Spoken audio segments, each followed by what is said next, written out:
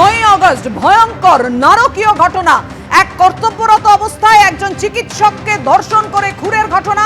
দোষী সাব্যস্ত হলো সঞ্জয় রায়, কিন্তু সঞ্জয় রায় একা নয়, আরো অনেকে যুক্ত রয়েছে। যে দাবি প্রথম থেকে চিকিৎসকরা তুলে আসছেন, নির্যাতিতার বাবা মা বলছেন, এবং সেই সঙ্গে একাধিক তথ্য প্রমাণ লোপাট করা হয়েছে। একাধিক প্রশ্ন, এই সব প্রশ্নের উত্তর কবে মিলবে তারই বিক্ষোভে জুনিয়র চিকিৎসকরা, নার্সরা তারা সামিল হয়েছেন। এবং এই মুহূর্তে আপনাদের দেখাবো শিয়ালদা আদালত যেমন ত্রিস্তরীয় নিরাপত্তা রয়েছে, সেখানে দাঁড়িয়েও তারা বিক্ষোভ দেখাচ্ছেন। সেই বিক্ষোভের ছবিটা আমাদের সামনে তুলে ধরবেন রয়েছেন আমাদের প্রতিনিধি অরিত্রিক ভট্টাচার্য। অরিত্রিক,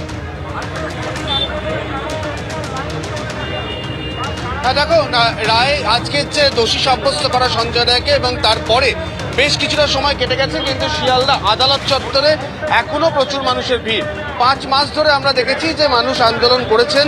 14ই আগস্টে রাত যা শুরু হয়েছিল সেটা কিন্তু বিভিন্ন সময় সেটা কিন্তু ছড়িয়ে পড়েছে শহর থেকে শুরু করে রাজ্যের বিভিন্ন প্রান্তে, এবং সেই জায়গা থেকে শুরু করে এখনো কিন্তু এই যে অভয়া মঞ্চ, তিলোত্তমা ন্যায় মঞ্চ, যে বিভিন্ন মঞ্চগুলো তৈরি হয়েছিল, তার যে সদস্যরা রয়েছেন এবং সাধারণ মানুষ, তারা কিন্তু এখনো পর্যন্ত শিয়ালদা আদালত চত্বরেই অবস্থান করছেন।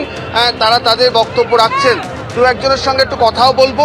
আজকে তো সঞ্জয় রায়কে দোষী সাব্যস্ত করা হলো, আপনাদের কি বক্তব্য? আমাদের বক্তব্য মানে সঞ্জয় রায় একা তো দোষ করেনি, তার পেছনে তো আরো লুকিয়ে আছে। তাদের দোষী, তারা আগে দোষী, তারা কবে দোষী সাব্যস্ত হবে? সঞ্জয় রায়কে একা দোষী সাব্যস্ত দিয়ে হাত তুলে নিলে তো হবে না। আমাদের যারা আসল দোষী, সঞ্জয় রায়কে দিয়ে যারা করিয়েছে, তারা কবে শাস্তি পাবে? আমাদের সেটাই প্রশ্ন। আপনি কি বলছেন? আমার একই প্রশ্ন, যে ও তো একা করেনি, তার সাথে তো আরো অনেকেই আছে, তারা সামনে আসছে না কেন? এবং তুমি দেখতেই পাচ্ছ আমার সঙ্গে প্রবীর রয়েছে, আমার সহকর্মী। তাকে এই দিকটাও দেখাতে বলবো যে এই শিয়ালদা কোর্ট চত্বরের পাশেই যে শিয়ালদা মেট্রো স্টেশন, এই চত্বর জুড়ে প্রচুর মানুষ এখনো পর্যন্ত রয়েছেন।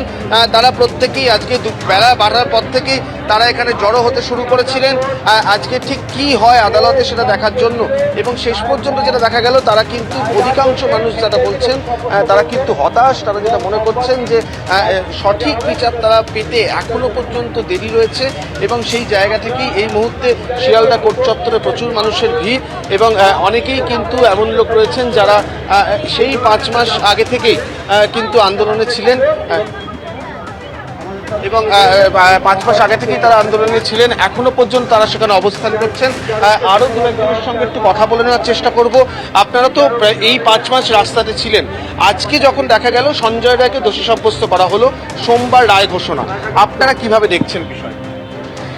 আমরা খুবই আশাহত, কারণ অনেক কিছু এক্সপেকটেশন ছিল একটা টাইম পর্যন্ত, তো এখনো পর্যন্ত সেই সুরা হয়নি। আর সবাই জানে সত্যিটা কি, আসলে একজনের পক্ষে কোনোভাবেই সম্ভব নয় জিনিসটা করা।